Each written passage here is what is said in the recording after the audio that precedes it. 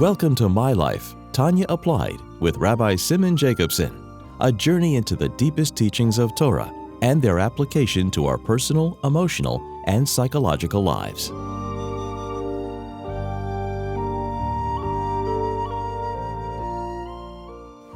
A good tavach, a good week. We continue our journey in the life-changing Sefer HaTanya.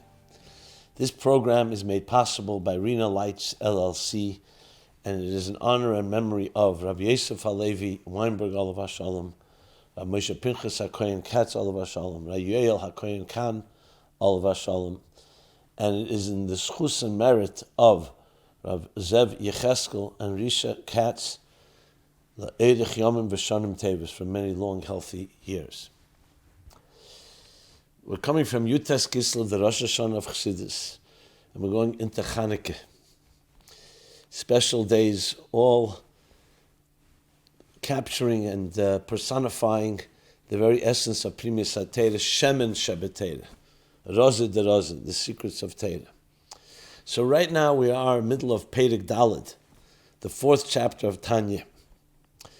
And the Alter Rebbe, the most vivid way, maybe perhaps unprecedented, in the succinct manner, explains really what is the power of Torah mitzvahs.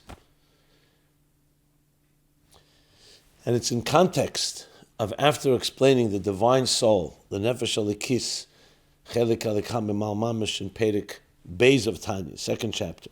Then the faculties of the divine soul in chapter 3 in Tanya.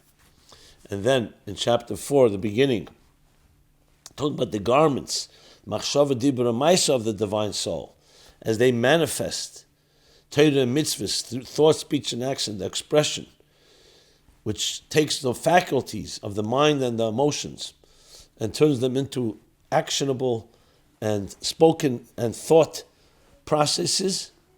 So now you have the final picture of the human being that is completely encompassed, the Nefesh Alikis, the divine soul, with Torah and mitzvahs. But then he continues and says that amazing statement that the levushim, that in a certain way, the words that the Alter Rebbe uses is that afshin ikroim levushim, the three garments, lenefesh, ruach, and neshama, their garments, im kol zeh gova, v'godla mylosam le'ein kates v'seif, al mylos nefesh ruach and neshama atzman, that they're greater, infinitely greater than the very soul of nefesh ruach and neshama. And the reason being, as we discussed at length, and just to sum up, is because Torah mitzvahs manifests exact extension, like he calls it evori de malka. It's like the kavyachal, so to speak, the limbs, the organs of the king himself, because the Reisha v'kutshabrichu kulachat. The Eibishter is one with his Torah, with the Ratzon and Chochmah, his will and his wisdom, in which he manifests his will and his wisdom in Torah. And that, a neshama, though a neshama is a chelik alikam mal mamish, and also manifesting the divine, but it is an ambassador, an agent, that moves away from the higher spiritual worlds and enters this world in order to transform it. Torah mitzvahs retains so-called the king's glory, the king's very essence. The neshama also retains it, but it retains it as a separate entity, like a child, like he explained in chapter 2, like the son, the child of the father, whereas Torah mitzvahs is an extension of the father himself. In this case, we're talking about Melech Malchem Lachma Kadosh Baruch Hu, our godly father, our father in heaven, Avinu Shebashamayim. And then he continued that the Eibishter is one with his Chachmah, Hu Amado, as he says, Hu HaYedei V'Hu Amado. And then he qualifies. So even though the Eibishter is completely beyond Nikra Ein Sof L'Gdos Ein Cheker, because we need to now explain. If we're talking Torah, which is a structured Torah, and we're talking about you want to manifest Alakus is L'Maylam HaGbolah. God is beyond any structure and beyond any parameters. And he brings 5 different proofs to that, as we learned last week. First, according to Nikra, Ein Sof, L'Gdoshe Ein Cheker, Ules Machshava Tvisa Beklal. No thought can grasp him. And not just the Eibush himself, but also his Ratzon and his Chachma is also beyond.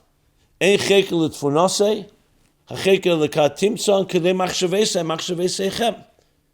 3 proofs that his Chachma, his Ratzon, and his Chachma, the God's will and God's wisdom, is beyond. Yet, the Alter Rebbe continues, the Mokim Shata Meitze Gdulase Shalakash Baruch Hashem Ata Meitze An Vasanuse. The same place you find his greatness, you also find his ability to restrain, his ability to channel, his ability to capture in a compact way, in the structure of Torah and Mitzvah, is the very essence of the divine. V'tzamtzim HaKadosh Baruch Hu Ritzeni V'chachmasei. And what did he do? He concentrated. That's what it means here, tzamtzim. He concentrated his Ratzon and Chachma, even though his Ratzon and Chachma, like he just said, is beyond. And definitely the Eibush himself is beyond. As he said, but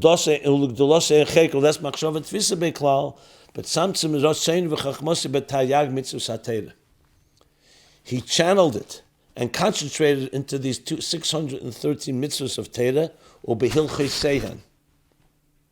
and in their halachas.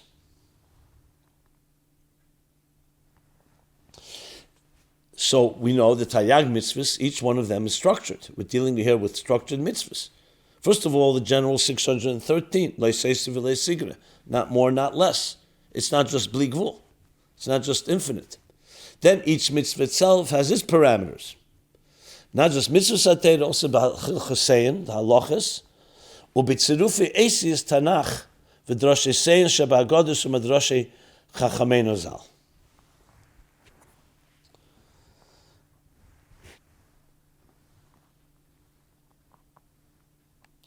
In the very combinations and the permutations of the letters of Torah, in other words, words. Every word is a structure. We say Bereshis, Bora, Elakim. These are all Tzirufa Esis Torah, or Nevi'im Uksuvim.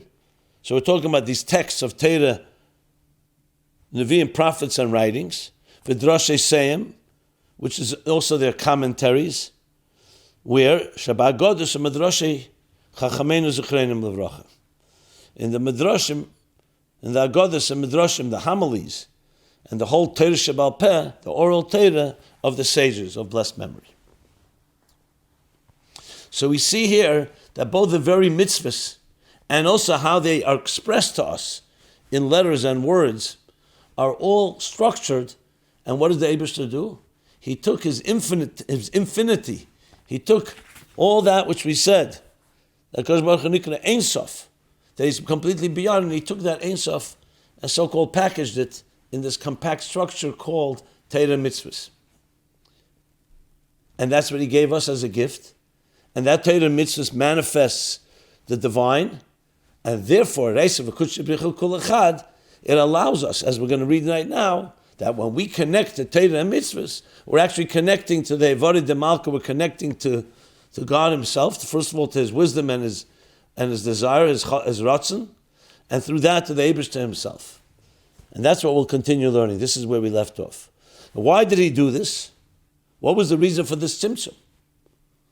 Why did he have to take his so-called infinity and package in this finite structure? So he says, the reason is, bichdei, that this was done in order, bichdei, shekol hanashama, oy ruach v'nefesh shebegufa adam, that all the neshama, or ruach and nefesh, remember we've been referring here to the 3 dimensions of soul. The 3 dimensions of soul, nefesh, ruach, neshama. Here he goes the other order, from the top down. Neshama, ruach, and nefesh. And it makes sense why. Because he's starting with neshama, which is mostly the moichin, chabad, and ruach, chagas, the midas, and nefesh is more the behavioral, nehi.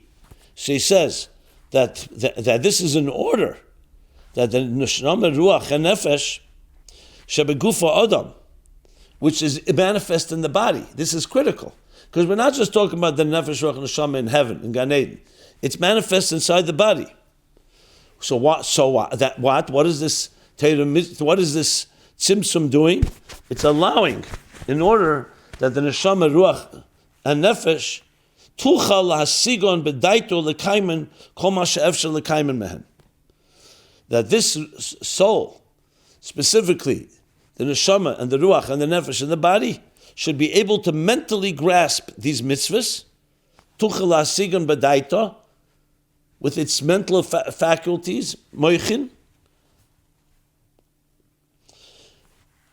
these mitzvahs and these sacred texts that we're talking about, the Eisius, because now that we have the mitzvahs manifest in a way that we can relate to, and we can also read it and study it in texts, like he said before, the Tzirufa Eisius.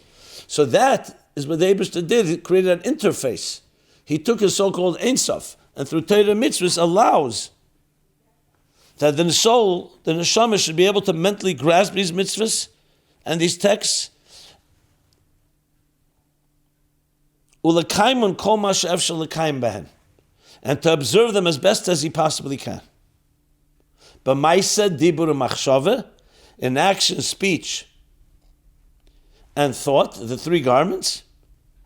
V'ayidei zeh, and through this process, like we said earlier in the chapter, through this process of taking the garments, which is critical, because thought, speech, and action manifest manifest Torah mitzvahs through the faculties. Then through that, you dress. What is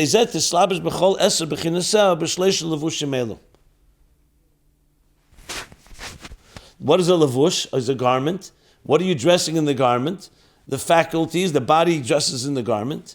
So through these Torah mitzvahs, which is now accessible to us, because it's structured just as we're structured, so we can now internalize it to the point and dress all the 10 powers, all the 10 faculties of the soul in these three garments.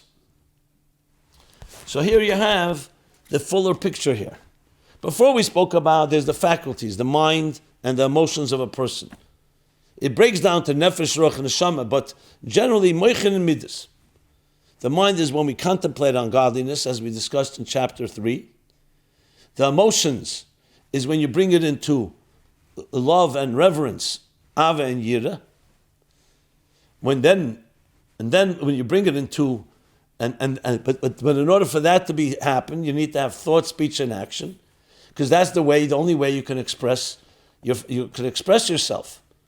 So when the person then uses their thought, speech, and action to learn Torah and to perform all the mitzvahs, like he just says here. So the garments are now dressing the faculties with what? They could be dressed with the faculties to do something that's a worldly matter, even if it's neutral, not prohibited. No, but here they're completely focused on thinking, speaking, and acting of the mind and the emotions with what? With Torah mitzvahs. And since Torah mitzvahs is what God so-called structured, his Ein Sof, so through that we connect to the highest levels of godliness. So it's essentially what he's saying here. So to put it in different words, it's like an interface. Torah mitzvahs be'etzem is elikus. It's God's ratzon v'chachma, and it's one with him. But in order for a neshama, and specifically neshama, ruach, and nefesh, that comes into a body, how can you access something that's completely infinite when we're structured? So how does a neshama do it? So the Eibishter was mitzamtzim atzmei.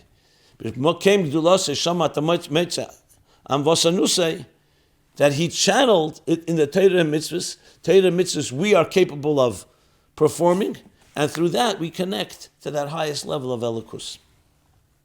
That is completely beyond structure.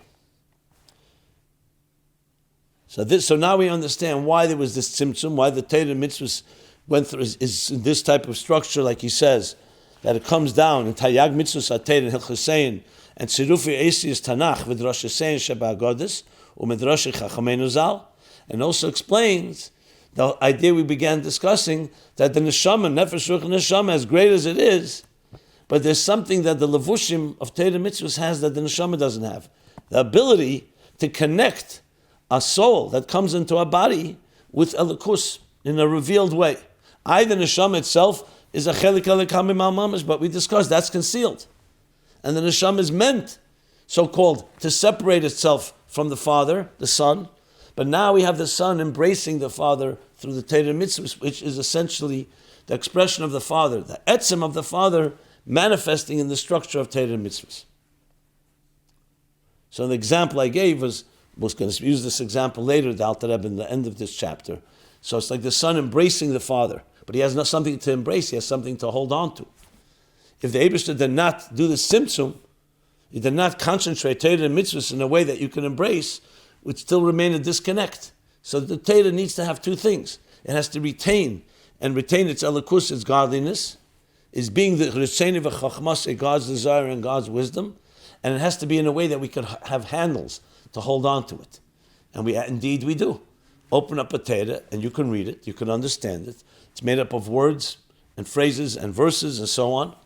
Mitzvahs that are structured and defined. So we now have a place to meet Elokus in a revealed way through Torah and mitzvahs.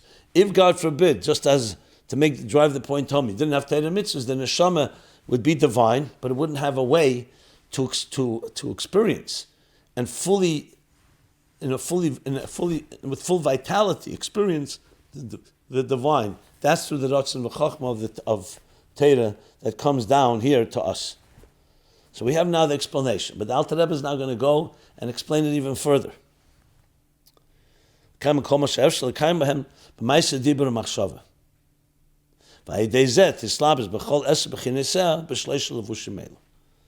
when you do that, you manifest and you're dressing up in the 10 b'chinas, which is the 10 faculties discussed in chapter 3, in these 3 garments.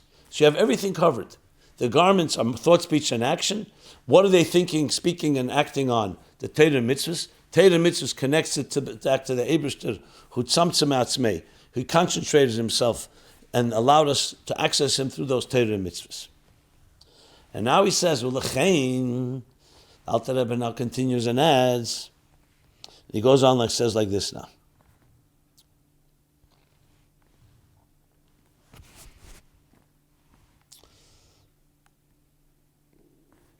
Ulechein nimshla Torah l'mayim. Therefore, the Torah has been compared to water. We're talking now in the Gemara. The Gemara in Tanya Zayin Aleph 7a says, "Ma mayim yerdim amokim gavoya l'mokim nomuch." Just as water has the tendency to flow from a higher level to a lower one, if you have water, let's say on the top of a mountain, it will flow downward. Water will always go downward. So too, kach hatayri yardim amakim kveda. Same too, the Torah, says the Gemara, also goes from upward downward. So he's now going to explain the process, how the Torah originates in the highest divine levels, and it comes down into this world where we can hold on to it and relate to it. If the Torah remained in heaven, we wouldn't have access to it. So now he's going to explain this Gemara, using the primistic interpretation of this Gemara. Again, so just as water flows and from higher to lower, so Alter Rebbe says, so too in a similar way, the Torah is descended from its sublime place, its sublime location, in God's blessed will and wisdom. So Alter Rebbe is teaching, the Gemara doesn't say that. The Gemara just says, M'mokim kavoya, l'mokim nomuch. The simple pshat in Gemara is actually that just as water flows from a higher place to a lower place, the same thing, when a person is humble, means they're lower, the Torah flows into them. But the Alter Rebbe is giving a deeper inner interpretation, that the Torah begins M'mokim kavoya. What's mokim kavoya? M'kem kveda. And what is that? Like we said, that's a tzeni v'chachmasei yizbarach. It's the will. Kveda can be interpreted glory, but it could also interpret a more refined, a more ethereal state. The tzeni v'chachmasei yizbarach. God's will and wisdom. And from there, it flows downward to this world. When we receive the Torah in this world, it brought that higher water down below.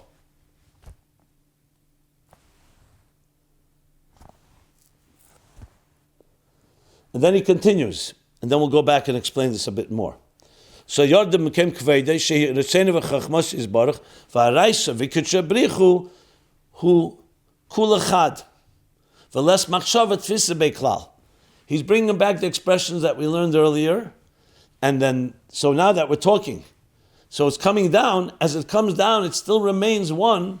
Araisu v'Kutchabrichu kulachad, where the Torah and God are totally one, which he quoted earlier, just a few lines earlier when he started the whole discussion. How the levushim are higher than the nefesh, ruach, and neshama, because the reis v'kutchabrichu kul echad. But now he connects it also with the other expression, the less machshavat tfisa beklal, which was the beginning of this discussion. We said no thought can grasp him. No thought can grasp him at all, klal. And yet, because it goes down from that higher place that no thought can grasp him, and the Eibishter is one with his Torah, and now like water, it flows downward. As the water comes down, it's the same water as it was above. The water doesn't change. Which can also help us understand why the Alter Rebbe is adding this. Because think of water. When water flows from a very high place, physical water, to a lower place, the water doesn't change personality. It's the same water.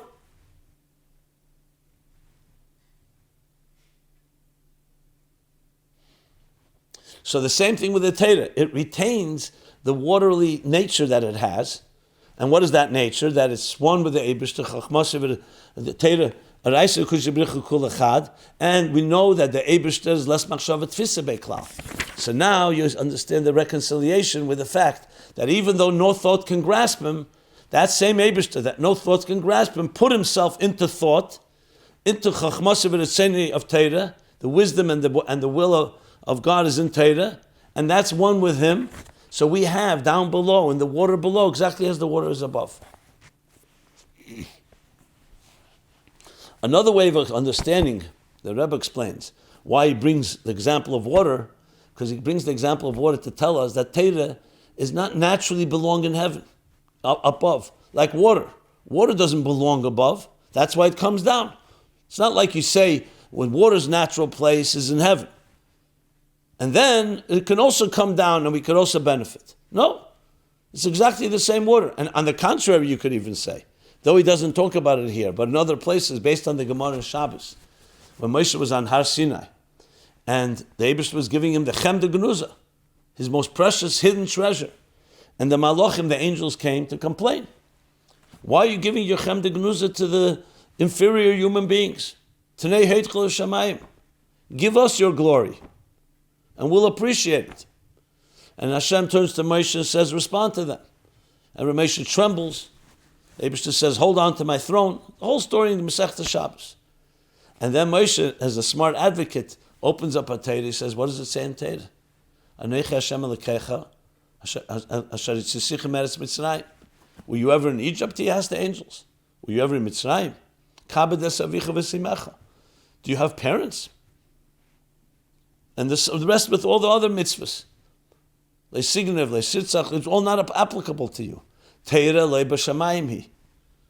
So indeed, here it's not negated because he's not coming to emphasize right now that Teira belongs dafka here. But just to drive the point home, Teira leiba shamayim hi. The water runs down. And runs down exactly as it is above. So it retains the divinity. On neshama, you can't say that. On neshama, as it comes down, absolutely, there are garments that it gets dressed up in, to the point that the neshama, its connection to Elokus can be concealed, as we see it all the time. Teira is like water; it retains its water quality even when it comes down. And the truth is, it belongs dafka down here. That's why it does come down. Teira leiba shamayim. But as I said, that's not the emphasis here. I just wanted to cover the whole picture here. So here we have it. So that's why the Torah is nimshal as compared to water, because that's what it does. It brings down the highest sublime levels of the divine into a structure down below that we can hold on to and connect with. So the Torah essentially becomes a mamutza, a machaber, the interface, the connection. Obviously, interface is not the right word to use because the interface sounds like a means to another end. Here I'm using interface just to explain its way it functions. But the Torah is obviously a raisa v'kudshebrichu kul echad. It's a lakus, but it's a lakus that's mislabish in a way that we can relate to God. So in other words, if we didn't have Torah, Chaz v'shalom, try to understand God, how would you understand God? Where would you understand? The only thing you could do is through your own efforts of human intelligence, our own search, we could find and discover certain things. But we would not have a glimpse into God's mind unless He tells us about it, and He does in the Torah. Same thing with Ratzon. How would you know what God wants? So again, there are things we could figure out on our own. Morality, ethics. But what about all that God wants that we could never figure out as a human being? So God gave it to us in the Torah. So you see, the Torah essentially is God's blueprint, and He manifests His Ratzon and Chachmah in this structure. We can hold on to it, and through that we connect. So that's why it's compared to water. So you now bring down from a Kem Kveda, Ritzenu Chachmosei, and a Raisa of Kudshebrichu Kul Echad, including less Machshava Tfisa Beklal. Because people ask, why is He adding that here? Because He wants it to be connected to the highest levels. He doesn't want to say the Eibush is beyond Machshava, that's in heaven. And when it comes down below, what we grasp is a little taste of God's wisdom. But not as essential wisdom because no thought can grasp Him at all. No, the water remains water. The same water above that no thought can grasp Him is now grasped through Torah. How's that possible? Because the Eibush Himself is giving it to us. No thought can grasp Him at all on our own efforts because, like you said, your thoughts are not His thoughts. So as much as you think, you can only reach a certain place. You can't really fully understand or think about God's thought. But the Eibishter can reveal Himself, give you His water, meaning His thought as it is beyond our rational understanding, and through Torah we connect with it. And then He continues, Umesham Nasa v'yarda, literally continuing the analogy of water.